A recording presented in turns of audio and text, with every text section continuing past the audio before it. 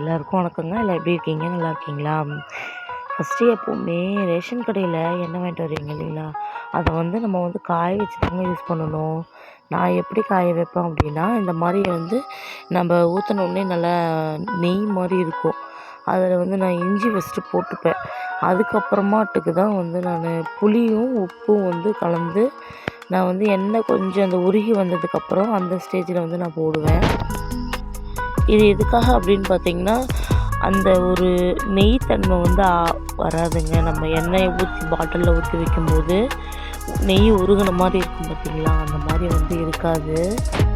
நார்மலாக எண்ணெய் வச்சுருக்க மாதிரியே தான் இருக்கும். இது மாதிரி நல்லா கொதிச்சிடணும். அதுக்குன்னு ரொம்ப கருக விட்டுறக்கூடாது. கொஞ்ச நேரம் கொதித்த உடனே அந்த எடுத்துடணும். இல்லைன்னா அந்த புளியோட புளிப்புத்தன்மை அந்த எண்ணெயில் இருக்கும். எது யூஸ் பண்ணாலும் புளிப்பாகவே இருக்க மாதிரி இருக்கும். அந்த ஸ்டேஜில் எடுத்துக்கோங்க. அதே மாதிரி பலகாரம் சுட்டு எடுத்துட்டிங்க அப்படின்னா அந்த டேஸ்ட்டுமே உங்களுக்கு நல்லாவே கிடைக்கும். நார்மலாக எல்லா குழம்புமே வைக்கும்போது உங்களுக்கு அது தெரிஞ்சு கொள்ளாது. பாமாயில் தான் ஊற்றி குழம்பு வச்சுருக்கோம் அப்படின்னு உங்களுக்கு அது தெரியாது. அதுக்காக தான் நான் எண்ணெய் காய வச்சோடனே பலகாரம் சுட்டு